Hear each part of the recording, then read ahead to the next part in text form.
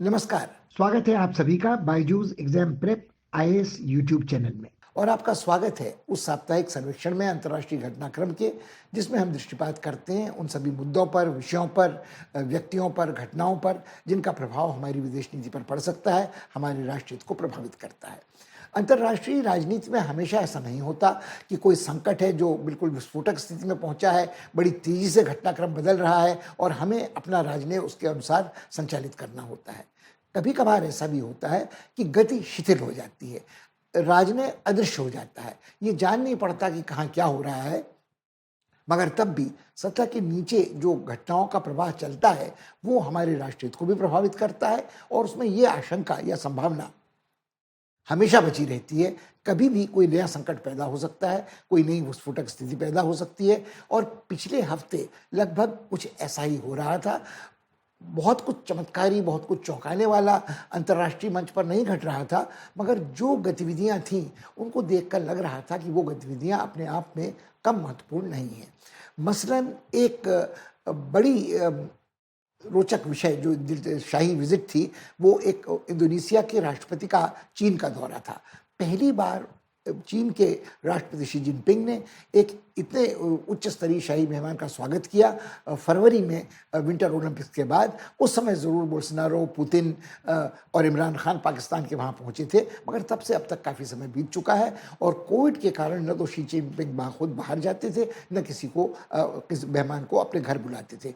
मगर क्या कारण था कि इंडोनेशिया के साथ इस समय उनको इस शिखर वार्ता की ज़रूरत पड़ी और इस शिखर वार्ता के बाद जो विज्ञप्ति जारी की गई उसमें इस बात को रेखांकित किया गया कि आने वाले वर्षों में इंडोनेशिया और चीन के संबंध और अधिक आत्मीय और अधिक घनिष्ठ होंगे।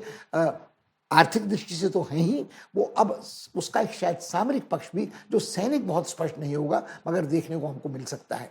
एक इंडोनेशिया दुनिया का सबसे बड़ा मुस्लिम आबादी वाला देश है, 5वीं सबसे बड़ी आबादी वाला देश है, प्राकृतिक संसाधनों से समृद्ध देश है और उसका विस्तार 17,500 द्वीपों का जो समूह है वो अंडमान निकोबार से लेकर फैला हुआ है पापुआ न्यू गिनी तक। तो एक तरह से हिंद महासागर से प्रशांत तक उसकी मौजूदगी है। इसका सामरिक, इसका भू राजनीतिक महत्व तो बिल्कुल स्पष्ट है। इसका चर्चा हम विस्तार से करेंगे, मगर इसके साथ साथ एक शिखर वार्ता और आयोजित हुई थी जो इतने बड़े पैमाने पर दुनिया का ध्यान आकर्षित करने वाली नहीं थी। D8 नामक एक गुट है जिसकी शिखर वार्ता बांग्लादेश में ढाका में चल रही थी। अब ये D8 का अर्थ है डी यानी डेवलपिंग, विकासशील देशों का समूह, मगर यदि इसकी सूची पर आप नज़र डालें तो ये सारे देश प्रतिनिधित्व नहीं करते हैं सभी विकासशील देशों का। इस सूची में सारे देश वो हैं या तो जिनकी आबादी मुस्लिम है अधिकतर, या जो स्वयं मुस्लिम राज्य हैं। 1997 में इसकी स्थापना तुर्की में इस्तांबुल में हुई थी और इसका मुख्य प्रेरणा स्रोत भी तुर्की ही है। और इस समय जब ये वार्ता वहाँ हो रही थी तो ये रेखांकित कर रहे थे कैसे ये विकासशील देश आपस में एक दूसरे को कोविड के बाद के युग में सहकार कर सकते हैं आर्थिक विकास की गति तेज रखने के लिए। और ये इस शिखर वार्ता ने विश्लेषकों का ध्यान इसलिए भी आकर्षित किया क्योंकि अभी कुछ देर पहले बांग्लादेश ने ये मांग की है IMF से कि उसे लगभग 4.5 अरब US डॉलर की सहायता राशि प्रदान की जाए ताकि वह अपने विदेशी मुद्रा के संकट से उबरने में सफल हो। अब इसके साथ लोगों को ये लगा क्या ढाका और बांग्लादेश भी उसी राह में तो नहीं जा रहा है जिस पर भयंकर गर्त में जा गिरा है श्रीलंका। विदेशी मुद्रा का संकट वहाँ क्यों हुआ है? अभी कुछ समय पहले तक बांग्लादेश सबसे तेजी से आर्थिक प्रगति करने वाला देश था। ये दो बातें जब हमको आकर्षित कर रही थी तो हमें कुछ और चीज़ों की ओर ध्यान देने की ज़रूरत है कि अफ्रीकी महाद्वीप में एकाएक अनेक शक्तियों की रुचि जागृत हुई है। राष्ट्रपति मैक्रोन ने अनेक अफ्रीकी देशों की यात्रा की, उन्हें आश्वस्त किया कि फ्रांस का कोई इरादा पिछले दरवाजे से उपनिवेशवादी बनने का नहीं है, वो उनकी सहायता करना चाहता है। और इसी समय रूस के विदेश मंत्री लावरोव ने कुछ और अफ्रीकी देशों की यात्रा की, पुतिन की भविष्य में हो सकने वाली अफ्रीकी यात्रा के लिए ज़मीन तैयार करने के लिए। और जो अमेरिका के विशेष राजदूत हैं अफ्रीकी मामलों के, हैमर, उनकी यात्रा भी इस बीच अफ्रीकी महाद्वीप की हुई। कई बार इन लोगों के पथ एक दूसरे को क्रिस क्रॉस काटते छांटते रहे और कई बार ये एक ही राजधानी में दो लोग, मैक्रोन नहीं मगर हैमर और लावरोव एक साथ उपस्थित हुए। तो ये पता चला कि अफ्रीका शायद फिर एक बार बड़ी शक्तियों के संघर्ष की ज़मीन बनने जा रहा है और उसका क्या प्रभाव पड़ेगा ये देखने लायक होगा। इसके साथ साथ श्रीलंका में ये लगा कि कुछ स्थिरता वापस आ रही है। रनिल विक्रमसिंघे राष्ट्रपति अंततः बनने में सफल हुए। उन्होंने अपने प्रिय पात्र को प्रधानमंत्री भी नियुक्त कर दिया, मगर चूंकि उनका राष्ट्रपति पद पर निर्वाचन राजपक्सा के पार्टी के बहुमत के कारण ही संभव हुआ था, तो कई लोगों को यह आशंका थी कि ये पिछले दरवाजे से राजपक्षे के पुनर्प्रवेश की या उस परिवार की सत्ता को बरकरार रखने की कोशिश है। उन्होंने कड़ाई के साथ आंदोलनकारियों, प्रदर्शनकारियों को हटाया, मगर साथ ही इस आशंका को भी जन्म दिया कि क्या वो कहीं तुनक मिजाज तानाशाही के मार्ग पर ही फिर से तो नहीं आ रहे हैं। इसके अलावा क्या वो अभिव्यक्ति की स्वतंत्रता और शांतिपूर्ण प्रदर्शन को बाधित नहीं कर रहे हैं। मगर इससे कहीं बड़ी समस्या ये रहेगी कि क्या जिस आर्थिक संकट में फंसा हुआ है श्रीलंका, वो राजनीतिक संकट और आर्थिक संकट दोनों का समाधान एक साथ कर सकता है या नहीं कर सकता है।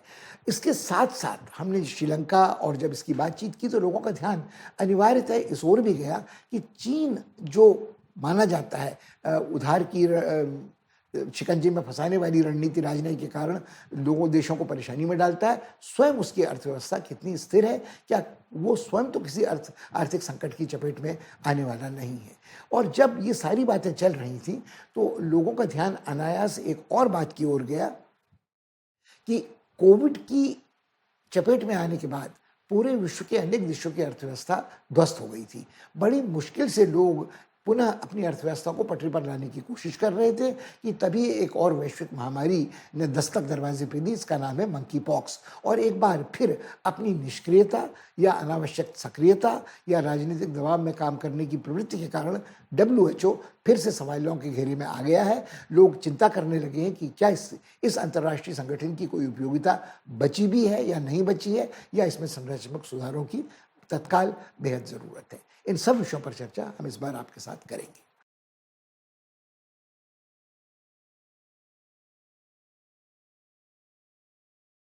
सबसे पहले बात करें इंडोनेशिया की। इंडोनेशिया के राष्ट्रपति जब शी से मुलाकात करने के लिए बीजिंग पहुंचे तो कुछ लोगों को अचरज हुआ कि क्या ऐसा हुआ है कि अचानक चीन को इंडोनेशिया की और इंडोनेशिया को चीन की याद आई है। अगर हम ठंडे दिमाग से सोचें तो यह अचानक नहीं हो रहा है। इंडोनेशिया के राष्ट्रपति ने पिछले साल लगातार ये कोशिश की है कि वो एक मध्यस्थ की भूमिका निभा सके, राजनयिक मध्यस्थ की, रूस और यूक्रेन के बीच में। उन्होंने पहले यात्रा की थी कुछ महीने पहले यूक्रेन में जेलेंस्की से मुलाकात की थी, फिर वो मॉस्को गए थे, पुतिन से बातचीत की थी और कहा था कि इस युद्ध का शांतिपूर्ण समाधान यथाशीघ्र होना चाहिए। इस बार बीजिंग पहुंचकर उन्होंने बात दोहराई शी के सामने कि इंडोनेशिया का पूरा प्रयास रहेगा कि वो शांति वार्ता में मध्यस्थ बनने की, एक पुल निर्माण की भूमिका यदि कर सकता है तो निभाने की भरपूर कोशिश करेगा। मगर जहाँ तक उभयपक्षीय रिश्तों का सवाल है, चीन के लिए इंडोनेशिया हमेशा से महत्वपूर्ण रहा है। वो उसके सबसे बड़े आर्थिक साझेदारों में एक है और इसी तरह इंडोनेशिया के लिए अंतर्राष्ट्रीय व्यापार में सबसे बड़ा साझेदार चीन है। चीन के साथ इंडोनेशिया के व्यापार का पैमाना 124.7 अरब अमेरिकी डॉलर से ज़्यादा है और इसमें जो व्यापार का असंतुलन है 12-15 अरब अमेरिकी डॉलर्स का, वो आश्चर्यजनक रूप से चीन के पक्ष में नहीं, इंडोनेशिया के पक्ष में है। अर्थात चीन इंडोनेशिया से कहीं ज़्यादा चीज़ों को आयात करता है और निर्यात कम करता है। एक पक्ष है। हमने पहले इस बात का उल्लेख किया कि दुनिया की सबसे बड़ी आबादी वाले देशों में 5वें स्थान पर इंडोनेशिया विराजमान है। दुनिया का सबसे बड़ा जमघट आबादी का मुसलमानों का यहाँ है। 17,500 द्वीपों का एक समूह है जो अंडमान से लेकर फैला हुआ है पापुआ न्यू गिनी तक। प्राकृतिक संसाधनों से भरपूर समृद्ध है। यहाँ तेल भी है, गैस भी है, वर्षा वनों में इमारती लकड़ी भी है, खनिज भी है। तो ये बात समझ में आती है कि इन सब के संदर्भ में चीन को ये पड़ोस का देश, अपेक्षाकृत पड़ोस का देश, बहुत ही उपयोगी सिद्ध होता है। वो कम से कम इस बात को सुनिश्चित करना चाहते हैं कि इंडोनेशिया के प्राकृतिक संसाधनों पर उनका आधिपत्य यदि न हो तो उनके किसी प्रतिद्वंदी या प्रतिस्पर्धी का, जापान का या अमेरिका का, न होने पाए। इसको वो सुनिश्चित करना चाहते हैं। भू राजनीतिक स्थिति को देखते हुए चूंकि इंडोनेशिया बाधित कर सकता है दक्षिणी चीनी सागर और हिंद महासागर में जहाजरानी को, सुंडा जल डमरू मध्य हो, मलाक्का जल डमरू मध्य हो, इन दोनों पर नियंत्रण इंडोनेशिया का है। इंडोनेशिया ही उस मार्ग की में एक सेतु एक तरह का है, और सेतु कहिए या बाधा कहिए चीन की दृष्टि से, जो ऑस्ट्रेलिया के साथ उसके या न्यूजीलैंड के साथ उसके व्यापारों को भी संचालित करने में महत्वपूर्ण भूमिका निभा सकता है। जब से ऑस्ट्रेलिया और चीन के संबंधों में तनाव आया है, तब से एक बहुत बड़ी संख्या में आपूर्ति इस व्यापार की खरीद फरोख्त की इंडोनेशिया और आसियान देशों से हुई है। आसियान के 10 देश मिलाकर बहुत बड़ा उनका आकार हो जाता है चीन के साथ व्यापार का, और इस पूरे 10 देशों के समूह में इंडोनेशिया ही एक ऐसा देश है जो स्वाभाविक नेता इस समूह का माना जाता है। और देशों के साथ वियतनाम हो या फिलीपींस हो, चीन के कुछ ज़मीनी विवाद हैं द्वीपों को लेकर, स्पार्टले आइलैंड को, पार्सले आइलैंड्स को लेकर, मगर अभी तक इंडोनेशिया के साथ ऐसा कोई वैमनस्य का कारण उनको नहीं मिलता है। एक वन बेल्ट वन रोड की जो अति महत्वाकांक्षा करी परियोजना चीन की है, उसका हिस्सा भी इंडोनेशिया है। उसके तहत इंडोनेशिया में जकार्ता राजधानी से लेकर ऐतिहासिक नगर बांडुंग तक एक 147 किलोमीटर का रेल मार्ग चीन की सहायता से निर्माण किया जा रहा था। हाँ, उसको लेकर कुछ मनोमालिन्य इस कारण हुआ है कि जितनी जल्दी इसको पूरा होना था, ये पूरा नहीं हुआ है। इसकी कीमत लगातार बढ़ती चली जा रही है, और कुछ लोगों को इंडोनेशिया में इस बात की भी चिंता है कि इससे पर्यावरण को नुकसान हो सकता है। चीन अपनी सफलता दिखाने के लिए इसका प्रदर्शन कर सकता है, मगर इसका उतना फायदा इंडोनेशिया को नहीं होगा।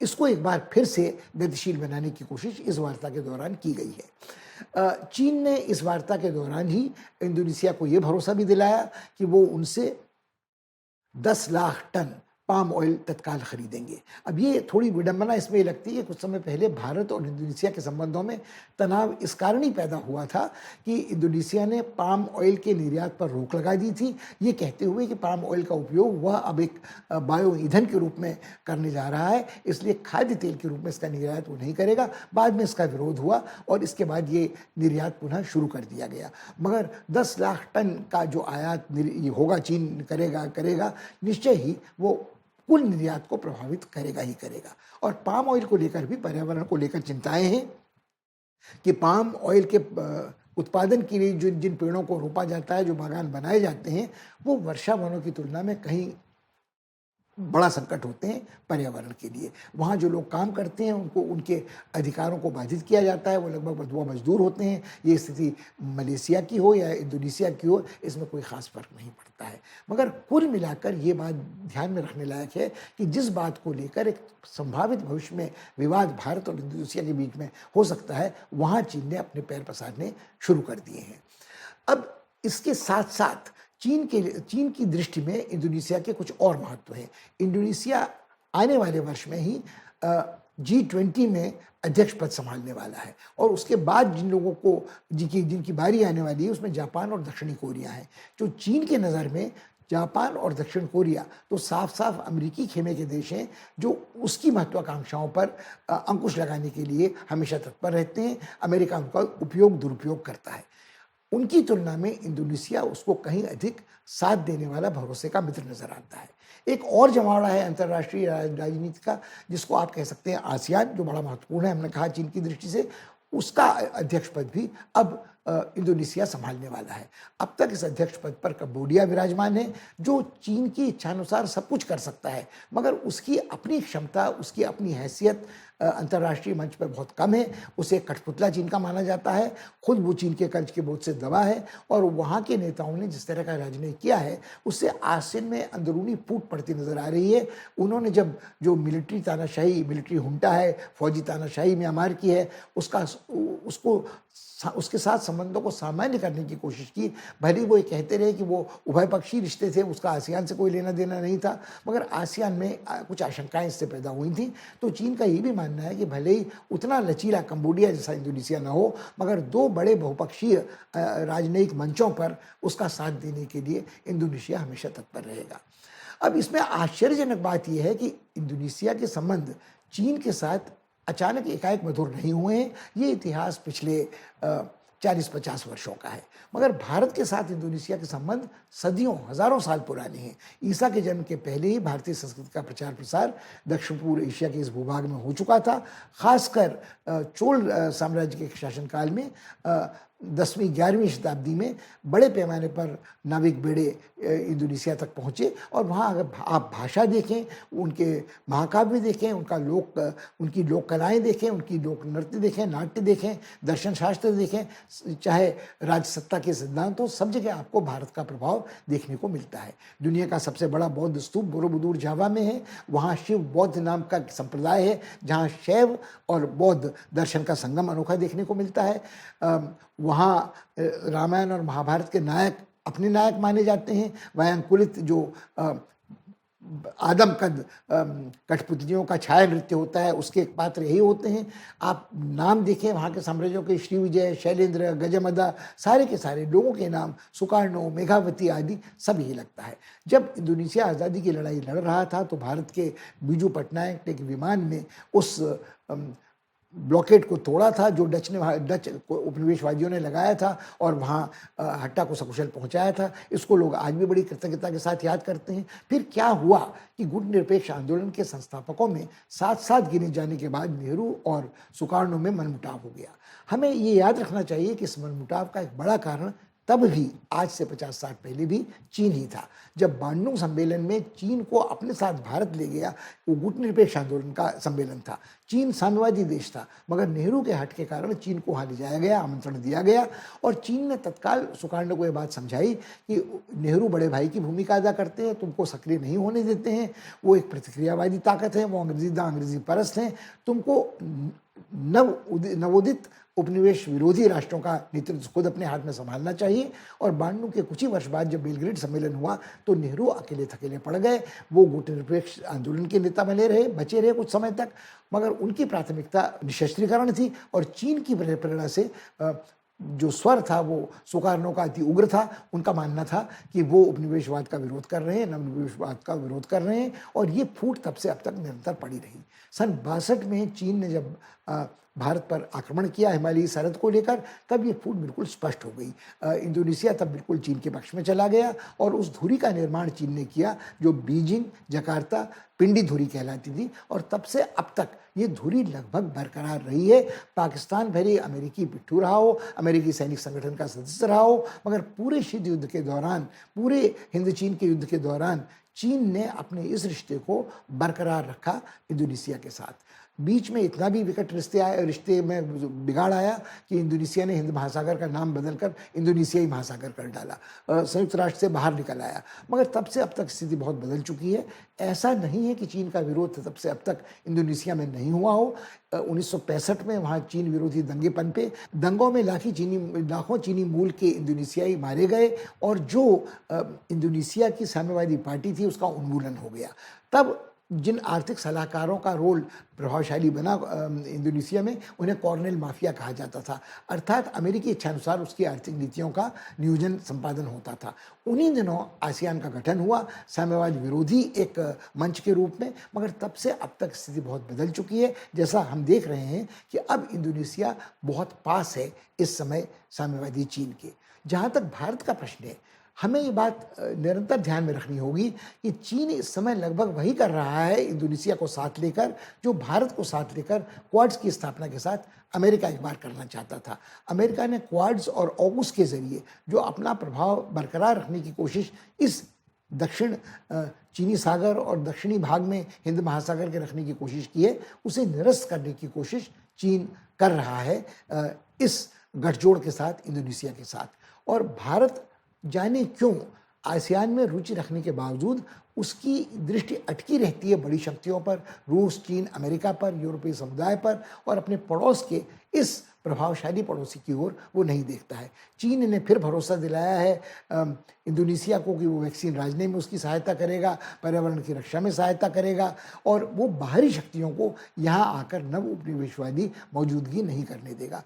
कुल मिलाकर विचारधारा के आधार पर और कुल मिलाकर हितों के सन्निपात को देखते हुए ये लगता है कि चीन और इंडोनेशिया के रिश्ते आने वाले दिनों में और घनिष्ठ हो सकते हैं और भारत को इस बारे में गंभीरता से सोचना चाहिए। इसका अर्थ ये नहीं कि इन रिश्तों की घनिष्ठता भारत के हितों को प्रतिकूल हो, मगर उसको सक्रिय राजनीति के द्वारा ये सुनिश्चित करना होगा कि इंडोनेशिया उससे दूर न हो और समसामयिक एक तरह का रहे, क्योंकि यूक्रेन के युद्ध के बाद से भारत बारंबार अपने को रूस और चीन वाले खेमे में ही पाता है अमेरिका की तुलना में।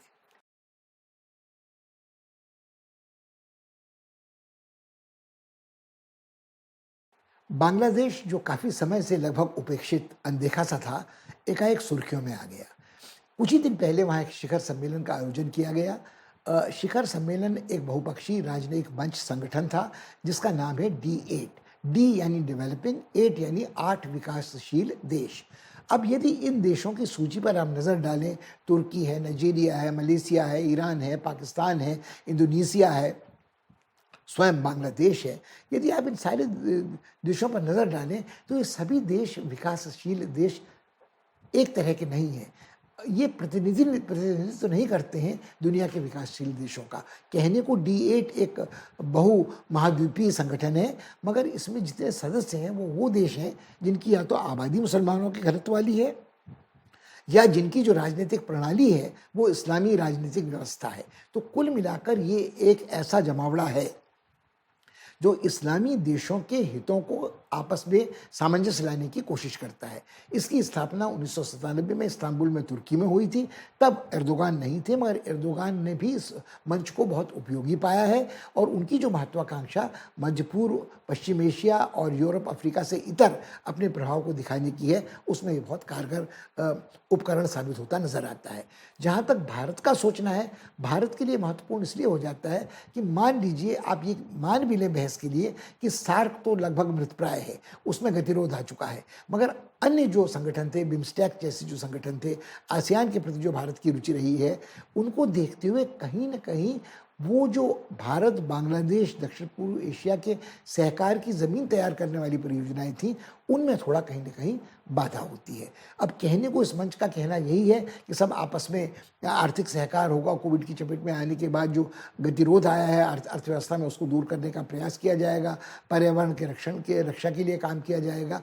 यदि आप देखें तो थोड़ा आश्चर्य इस बात से भी होता है कि इनमें कोई देश ऐसे नहीं है जिनको सबसे निचले तबके का विकासशील देश या अविकसित देश माना जाए। इंडोनेशिया हो, मलेशिया हो, नाइजीरिया हो, ईरान हो, तुर्की हो और बांग्लादेश स्वयं अभी हाल तक आर्थिक प्रगति की वो दर दर्ज करा रहा था जो कोविड की चपेट में आने के बाद बड़े बड़े देश नहीं करा रहे थे। सामाजिक प्रगति के जो सूचकांक थे वो भी बांग्लादेश के भारत से भी बेहतर थे, ऐसा उनके प्रवक्ताओं का मानना था।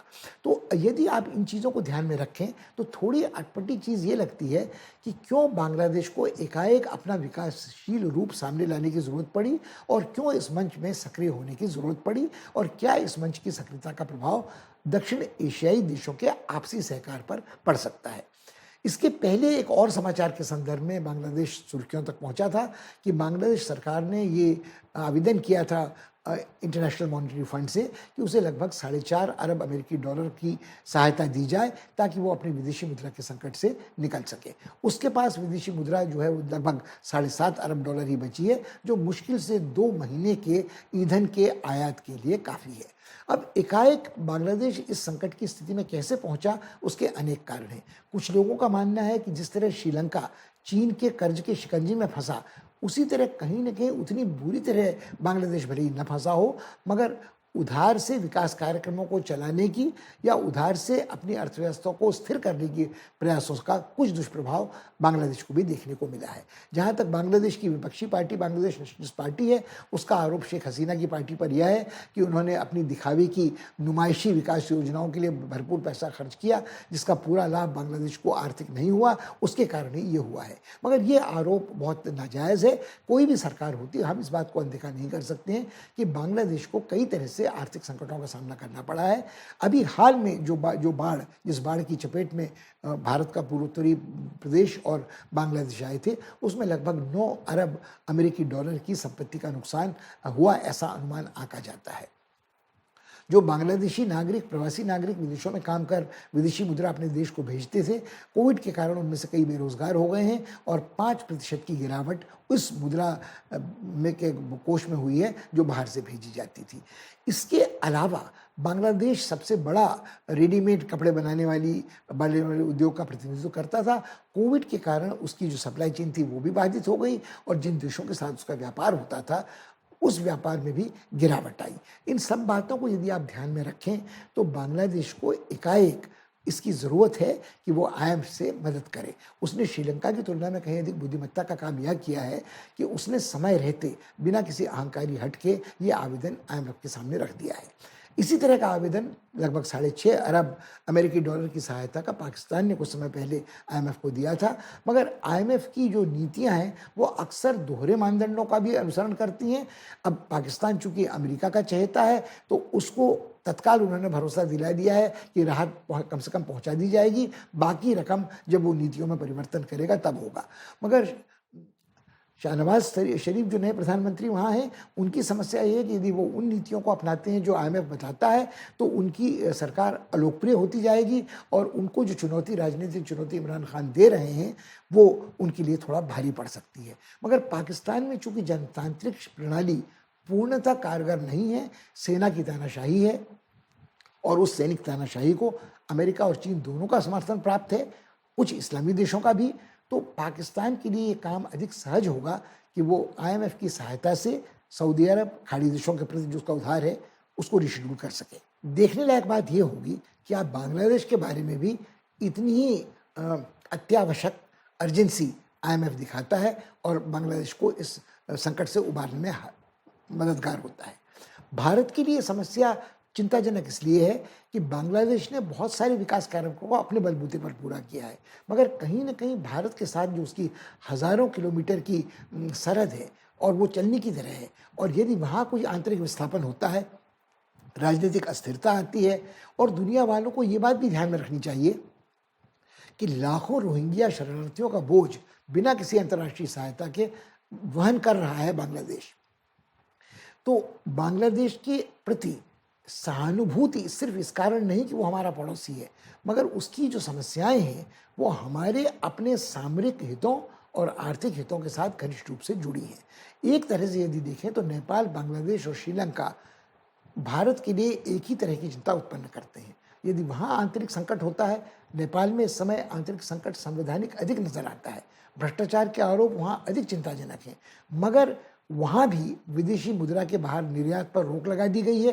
वो एक भूमिबद्ध देश है, खाद्य सुरक्षा के लिए, ऊर्जा सुरक्षा के लिए आयात पर निर्भर है।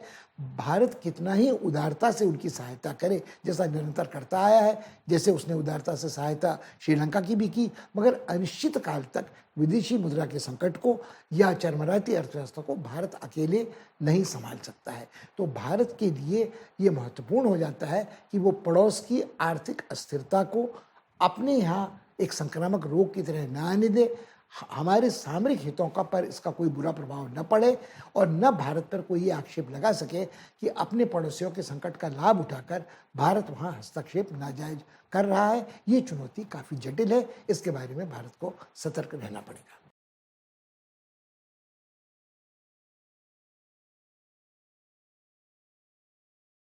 पिछले दिनों अचानक अफ्रीका में बहुत सारी हलचल बढ़ गई।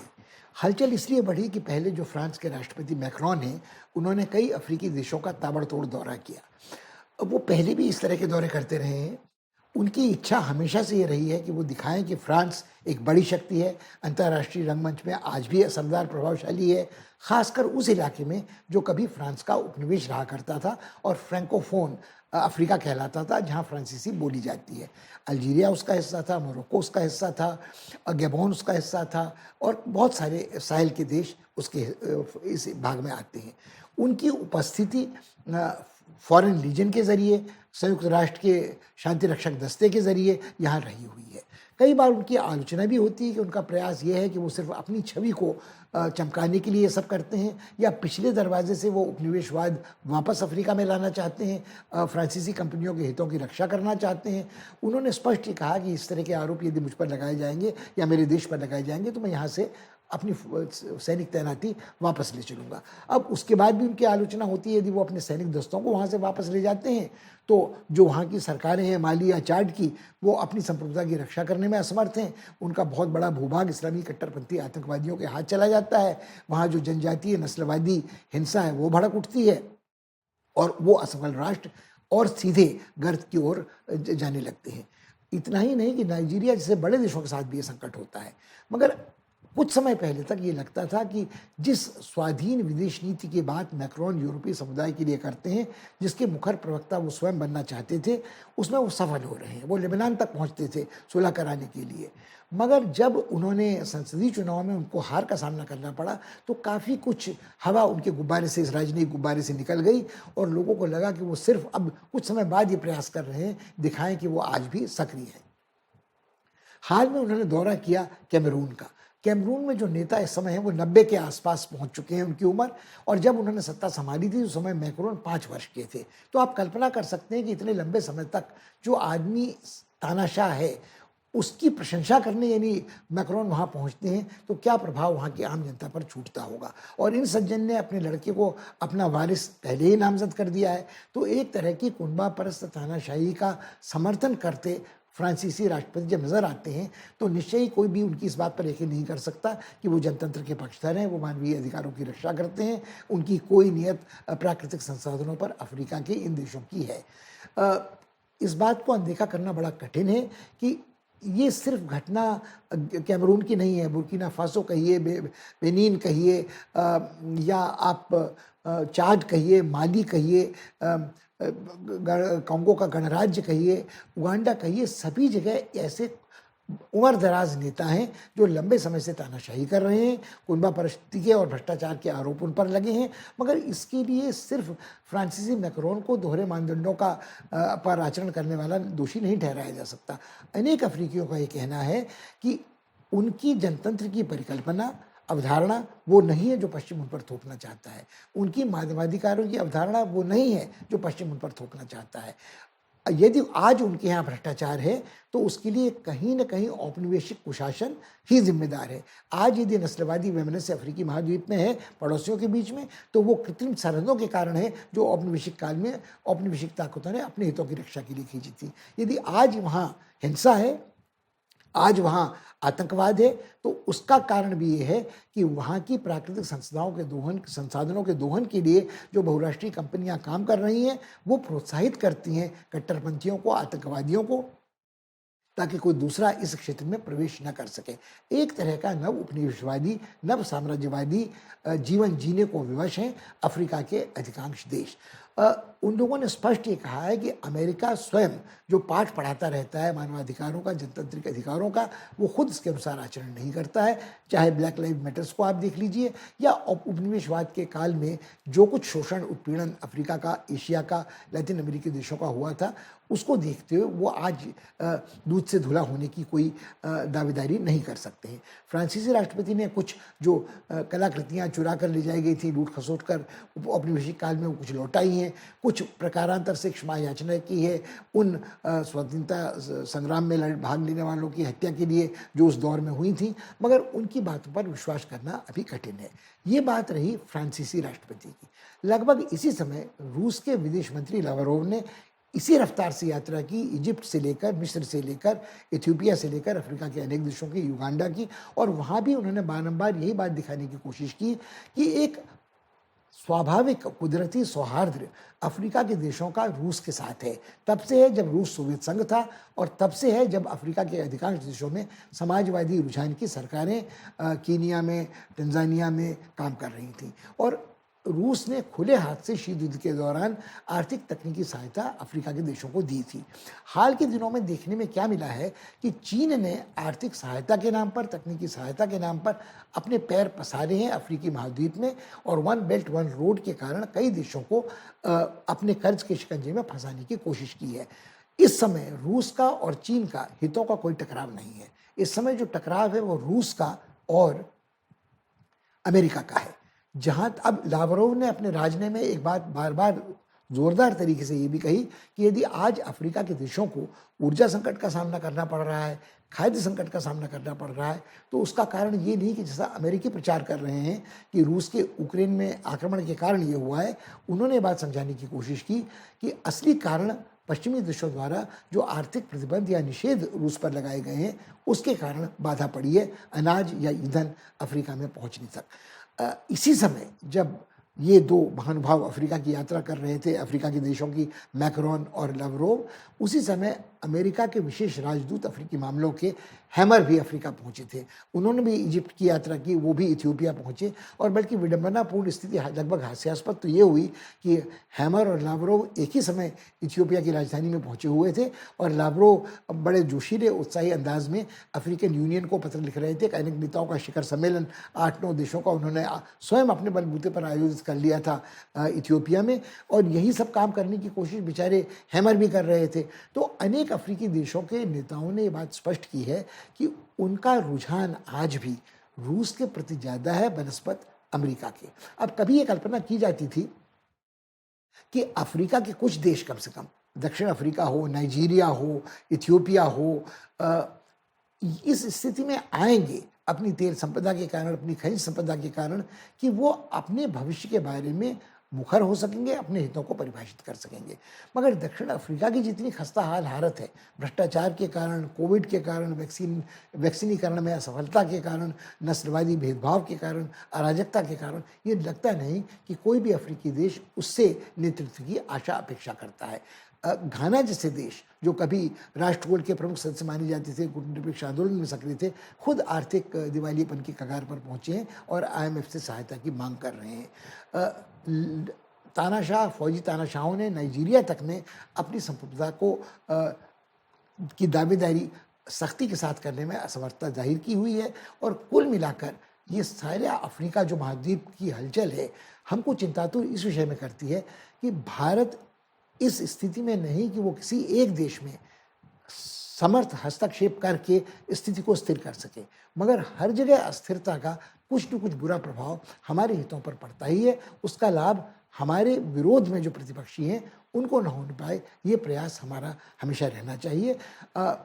सोमालिया इस समय खुद संकटग्रस्त है, इथियोपिया में गृह युद्ध की सी स्थिति निरंतर जारी चल रही है, सूडान में मानवीय संकट उत्पन्न है, उगांडा फिर एक आर्थिक संकट से जूझ रहा है और वहाँ भी जनतंत्र को लेकर चिंताएं हैं। तो ये सारी बातें अमूर्त नहीं हैं कि अफ्रीका में लड़ाई विचारधाराओं की नहीं है।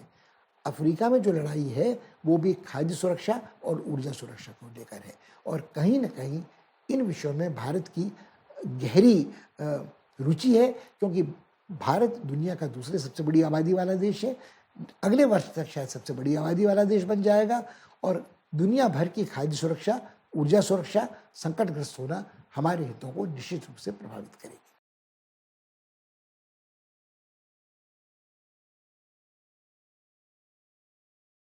इस बीच श्रीलंका से मिलने वाले समाचार काफी विचित्र रहे हैं।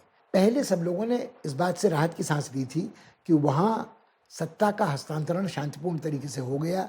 रणनील विक्रमसिंघे राष्ट्रपति चुन लिए गए, मगर उनका चुनाव उन सांसदों की कृपा से हुआ जो बहुमत में थे और राजपक्सा के दल के थे। तो कुछ लोगों के मन में यह आशंका पैदा हुई कि अब नए राष्ट्रपति जो अवसरवादी तरीके से राष्ट्रपति तो बन बैठे, उन्होंने अपनी महत्वाकांक्षा पूरी कर ली, मगर चूंकि वो प्रधानमंत्री रहे थे राजपक्सा सरकार में, तो इसलिए उस सरकार की असफलता का ठीकरा उनके सर पर भी फोड़ा जाता रहा है। और चूंकि वो भी आंदोलनकारियों की हिंसा का निशाना बने थे, तो वो भी अलोकप्रिय व्यक्ति हैं और वो भी उसी एक श्रेष्ठ वर्ग के सदस्य हैं जिसका कोई नाता आज श्रीलंका की आम जनता से नहीं रहा है। मगर ये सोचना गलत होगा कि अब राष्ट्रपति बनने के बाद विक्रमसिंघे कठपुतली की तरह काम करेंगे। वो जानते हैं कि जब भी नए चुनाव होंगे तो राजपक्षा परिवार को नुकसान उठाना पड़ेगा अपनी अलोकप्रियता का, भ्रष्टाचार का, तानाशाही का, हिंसा का सहारा लिए का, और उसका लाभ उनको चुनाव में होगा। तब शायद उनको राजपक्सा के दल के समर्थन की जरूरत नहीं पड़ेगी, मगर वो बात अभी बहुत दूर की है। 1 साल से पहले आर्थिक अर्थव्यवस्था में किसी भी सुधार की उम्मीद करना बड़ा कठिन है। अब तक जो उन्होंने जिस सहायता की याचना आईएमएफ से की है, उसके बारे में भरोसे का कोई पूरा आश्वासन मिला नहीं है। और जब उस सहायता का एक अंश उन्हें मिलेगा भी, तो उनको जिन शर्तों को लागू करना पड़ेगा, उसके बाद उनकी सरकार और भी अधिक लोकप्रिय होगी। इस समय तो आपातकाल की घोषणा करने के बाद, सेना को ये आदेश देने के बाद कि वो बल प्रयोग से ही सही, वो आंसू गैस से, लाठीचार्ज से, पानी की तोपें चलाकर आंदोलनकारियों से जगह खाली करवाए, संसद गाले, प्रधानमंत्री निवास, राष्ट्रपति निवास आदि। मगर ये क्या तूफान के पहले की शांति है? आज आंदोलनकारी सड़क पर नजर नहीं आ रहे हैं। क्या वो थक गए हैं? क्या उनका मनोबल टूट गया है? मगर यदि आप देखें तो वास्तव में स्थिति में कोई खास परिवर्तन आज भी नहीं आया है। स्कूल दोबारा खुल गए हैं, मगर अस्पतालों में प्राण रक्षक दवाइयाँ नहीं हैं, ईंधन नहीं है, लोग लकड़ी पर खाना पका रहे हैं, लोग पेट काट कर बच्चों को खिला रहे हैं, 2 जून के बदले 1 जून खाना खा रहे हैं। आज भी ईंधन पर राशनिंग बड़ी सख्ती से लागू हो रही है, बिजली की कटौती बड़े पैमाने पर हो रही है। और यदि साल भर तक श्रीलंका की जनता से ये कहा जाएगा कि आप हमारा समर्थन कीजिए, आप सारी कुर्बानियाँ कीजिए, आप कमर की पेटी कसकर बांधिए, पेट को भीतर खींचिए, मगर हम साल भर के पहले आपके हित में कुछ नहीं कर सकते, और यदि आईएमएफ की शर्तें लागू होंगी तो इस स्थिति में और भी कठिन चुनौतियाँ सरकार के सामने आएंगी। तो कुल मिलाकर आज इस बात के लिए भी नई सरकार विवश हुई है। उन्होंने कहा है कि चीन से ये अनुरोध किया है कि वो अपने उधार को फिर रीशेड्यूल कर दे, ताकि कम से कम फिलहाल संकट से श्रीलंका उबर सके। इस बार में कोई खास दिलचस्पी चीन ने आज नहीं दिखाई है। एक और विचित्र खबर जो वहाँ से आई थी, जो सरकार के प्रवक्ता गुणवर्धने हैं, जो मीडिया मंत्री भी हैं और उद्योग मंत्री भी हैं, उन्होंने कहा कि पूर्व राष्ट्रपति गोटाबाया तो यहाँ से कभी भाग कर गए नहीं, न रात को भाग कर गए थे, न वो भगोड़े हैं, न कहीं छुप रहे हैं, वो तो वापस आने वाले हैं। अब यदि आप ध्यान दें, उस घटनाक्रम को दोहराएं, तो रात के अंधेरे में अपनी सपत्नीक भागे थे गोटाबाया, और उनको हवाई अड्डे में विशेष मंच से के दरवाजे के जरिए विमान तक नहीं जाने दिया गया था। वायुसेना का एक विमान उनको लेकर रातों रात गया, और पहले उनको मालदीव ले गया, फिर उसको सऊदी अरब ले गया, वहाँ से नागरिक उड़ान में वो सिंगापुर पहुँचे, और सिंगापुर में उन सरकार ने स्पष्ट कह दिया कि न तो उन्होंने शरण मांगी है, न उन्हें शरण दी जाएगी, और उनको एक सामान्य 14 दिन का वीसा दिया गया है। और उसके बाद ये मांग उठी श्रीलंका में कि उनको तो वापस आना चाहिए, उनको कचहरी में खड़ा करना चाहिए, उनको कटघरे में खड़े करके सवाल पूछे जाने चाहिए। और ये बात ये ध्यान रहे कि गोटाबाया के प्रति कोई सहानुभूति पश्चिमी देशों में भी नहीं है। उनके ऊपर आरोप लगाए जाते रहे हैं लिट्टे पर विजय प्राप्त करने के लिए, युद्ध अपराधों के, मानवीय अधिकारों के हनन के, तानाशाही के, मगर सबसे बड़े जो उनके ऊपर आरोप हैं वो पारिवारिक भ्रष्टाचार के हैं, जिसने दिवालियेपन की कगार तक उनके देश को पहुँचाया, और उस बेवकूफ़ी की अर्थव्यवस्था की नीति हैं, जिसमें अपने अहंकार के कारण उन्होंने आईएमएफ से सहायता नहीं ली और जैविक खाद को लागू करना अनिवार्य बना दिया। मगर आज जब सरकारी प्रवक्ता ये कहते हैं ऐसा तो कुछ हुआ ही नहीं था, तो वो सारा घटनाक्रम पूरे विश्व ने देखा है कि किस तरह रात के अंधेरे में एक भगोड़े की तरह मुंह छुपाकर ये राष्ट्रपति भागे थे, शरण मांग रहे थे, और बार बार उनके साथ के लोग ये कह रहे थे कि यदि उन्हें नुकसान न पहुंचाने दिए कि आश्वासन दिया जाएगा तो वो लौट आएंगे। तो और आज भी ये कोई समय सीमा नहीं बताई गई, वो कब लौटेंगे, कहाँ लौटेंगे, कैसे लौटेंगे, और ये मानना बड़ा कठिन है। इस तरह के वक्तव्यों से वर्तमान सरकार की विश्वसनीयता निश्चित रूप से थोड़ा कम होती है। कहीं न कहीं यदि श्रीलंका की जनता के मन में यह असमंजस बना रहेगा कि राजपक्सा परिवार पुनः सक्रिय सत्ता में आने की कोशिश कर रहा है, तो एक बार फिर आंदोलन का विस्फोट हो सकता है, क्योंकि मरता क्या न करता वाली स्थिति में वहाँ की आम जनता, वहाँ का आम नागरिक पहुँच चुका है। फिलहाल भले ही राष्ट्रपति विक्रमसिंघे ने अपने को स्थिर कर लिया है, मगर ये स्थिरता ज्वालामुखी के सुगमुगाते ज्वालामुखी की चोटी पर बैठे व्यक्ति की स्थिरता ही कही जा सकती है।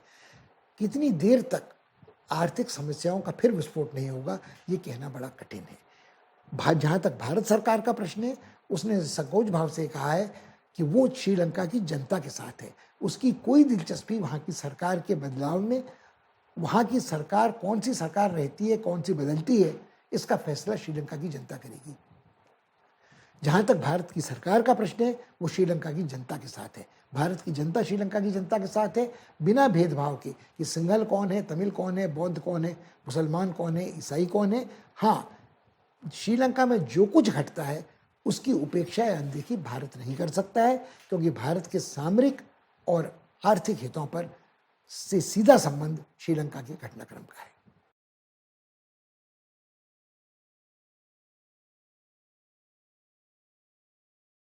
एक चिंताजनक खबर जो हाल के दिनों में पूरे विश्व को परेशान कर रही है, वो एक नई वैश्विक महामारी का प्रकट होना है। मंकी पॉक्स नाम की एक बीमारी अचानक सामने आई है, जो कुछ चेचक की तरह की थी, मगर चेचक का उन्मूलन वर्षों पहले हो चुका है। चेचक की तरह के छाले व्यक्ति के शरीर पर पड़ जाते हैं, उनमें मवाद भर जाता है, छिलका जम जाता है और बहुत तेज़ी से इसका संक्रमण होता है। अभी तक इससे लोग बहुत बड़ी मात्रा में मर नहीं रहे हैं, कुछ लोग मरे हैं, मगर मरने वालों की संख्या 2-3% के आसपास है। मगर लोगों को लगता है कि यह चेचक का जो टीका था उससे इसका बचाव होगा। चिंता का विषय ये सब नहीं है, चिंता का विषय WHO नामक संगठन का आचरण है। WHO नामक संगठन ने ये कहा है कि अभी इससे वैश्विक आपातकाल या बीमारी घोषित करने की ज़रूरत नहीं है। याद रहे कि ऐसी देर आलस लाचारी WHO की तब भी देखने को आई थी जब कोविड का विस्फोट हुआ था। कोविड के समय भी WHO ने इसे एक अंतर्राष्ट्रीय स्वास्थ्य का आपातकालीन संकट बताने से देर की थी, और जब कोविड का विस्फोट हुआ तो कोविड का वायरस कहाँ से निकला, कैसे निकला, उसकी जांच में भी उसने काफ़ी कोताही बरती थी। तब उस पर यह आरोप लगा था कि भले ही पैसा उसे अमेरिका से मिलता हो, चीन के दबाव में उसने वो जांच पड़ताल ठीक तरीके से नहीं की थी, और उसका दुष्परिणाम ये हुआ कि भूमंडलीकरण के कारण, जेट यातायात के कारण इतनी तेज़ी से कोविड फैला और इतना जानलेवा साबित हुआ कि लगभग लाखों, दसियों लाख लोग काल के गाल में समा गए और 2 करोड़ 50 लाख लोग उससे संक्रमित हुए। और ये संक्रमण, ये आंकड़े सारे प्रामाणिक इसलिए नहीं कहे जा सकते कि कई जगह ये आंकड़े ठीक से रखे नहीं गए, कई जगह सरकारों ने आंकड़े स्वीकार नहीं किए, मगर जो मृतकों की संख्या है उनको देखते हुए ये बात बिल्कुल स्पष्ट हो गई। और एक नहीं, 2, 3, 4, 5 लहर कोविड के वायरस की आई और हर बार वायरस ने अपना रूप बदल दिया। तो लोगों के मन में आशंका ये है कि जिस तरह की घटना, त्रासदी घटी थी कोविड को और जिस तरह की लाचारी WHO की देखने को मिली थी, क्या कहीं वैसा ही तो मंकी पॉक्स के सिलसिले में नहीं हो रहा है कि जब तक मंकी पॉक्स एक वैश्विक महामारी का रूप लेगा, संक्रामक, अधिक घातक बन जाएगा, वायरस शायद अधिक घातक बन सकता है, तब सब कुछ उल्टा के होश में आने का कोई अर्थ ही नहीं रहेगा। जहाँ तक WHO है, उसके आचरण में हमेशा देखने को मिला है कि एड्स को भी उसने समलिंगियों की बीमारी घोषित कर दिया था। आज यही बात मंकी पॉक्स के बारे में कही जा रही है। कभी कुछ लोगों पर ये कलंकित किया जाता है कि चूंकि वो सब कुछ खाते हैं चीनी, तो इसी तरह से एक जानवर से मनुष्य जाति तक संक्रमण वायरस का होता है। या अफ्रीकी हैं, वो अज्ञान में रहते हैं, वो टीकाकरण नहीं कराते, इस कारण उनके यहाँ संक्रमण होता है। अब यदि आप देखें तो हम ये भूल जाते हैं कि अंतर्राष्ट्रीय ख्याति प्राप्त टेनिस खिलाड़ी भी ऐसे हैं जो टीकाकरण नहीं कराते हैं, और कई ऐसे बड़े नेता हैं जिनमें ट्रंप थे, बोल्सोनारो थे, जो कोविड को भी नज़ला जुकाम या कुंफू चीनी जुकाम कहते थे। तो कुल मिलाकर ये जो गलतफहमी टीकाकरण के प्रति है या किसी वैश्विक महामारी के प्रति है, इसके बारे में सोचना गंभीरता से ज़रूरी है। आज लोग कहते हैं कि कोविड अब वैश्विक महामारी नहीं है, एक ऐसी बीमारी है जो लगातार चलेगी और मनुष्य जाति को उसके साथ रहने का आदी होना पड़ेगा। अब यानी वैक्सीन की उपयोगिता उतनी रहेगी, मगर वैक्सीन के साथ साथ उस दवाओं की भी बाजार में ज़रूरत पड़ेगी जो इलाज करती हैं इस बीमारी का। जैसे एड्स का इलाज आज संभव है और लोग HIV इन्फेक्शन के बाद अपनी पूरी उम्र खा सकते हैं। तो क्या ऐसी स्थिति कोविड के बारे में भी आएगी?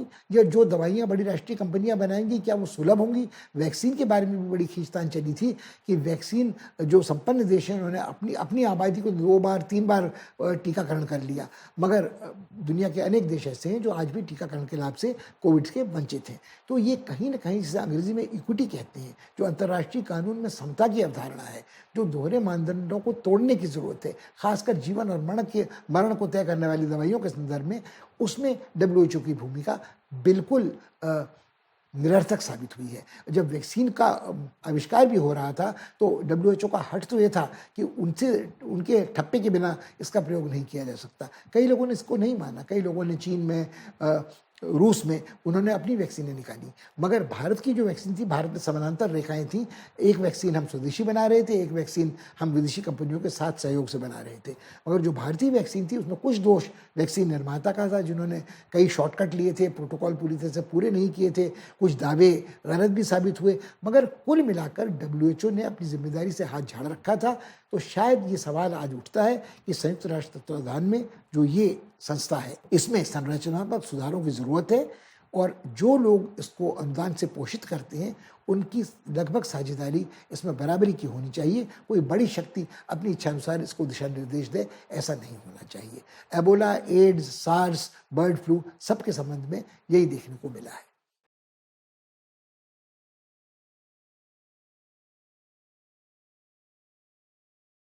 इस बार इतना ही।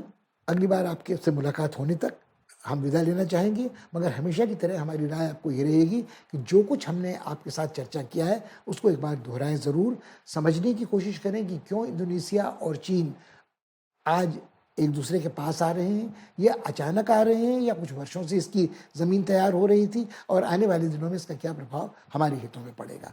साथ ही आप ये समझने की कोशिश करें, यदि बांग्लादेश में 8 विकासशील देशों का जमावड़ा होता है तो उसमें उससे भारत का कुछ लेना देना है या नहीं, और यदि इसका चरित्र एक मुस्लिम विकासशील देशों वाला है तो कहीं न कहीं एक जो सांप्रदायिक पुट अंतर्राष्ट्रीय संबंधों में अंतर्राष्ट्रीय आतंकवाद के साथ जुड़ा है, क्या उसके साथ कुछ लेना देना इसका हो सकता है, या इससे वो संभावना प्रकट होती है जो अंतर्राष्ट्रीय आतंकवाद के खिलाफ लड़ने के लिए तैयार मुस्लिम देश हैं या मुस्लिम आबादी वाले देश हैं, उनके हाथ पैर इससे अधिक मजबूत होते हैं।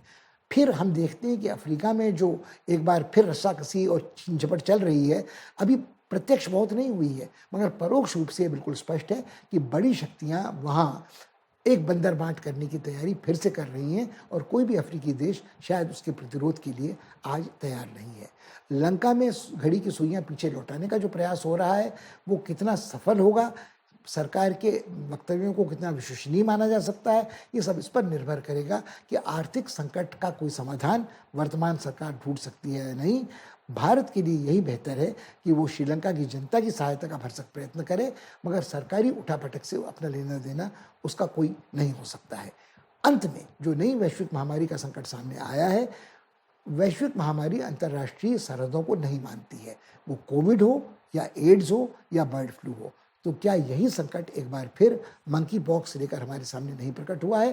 कोविड के अनुभव से हमने क्या सीखा है, ये बात हमारे सामने इस समय प्रकट होगी। अगली बार मुलाकात तक आप इन सभी विषयों पर सोचें, अपनी राय बनाएं। धन्यवाद, नमस्कार।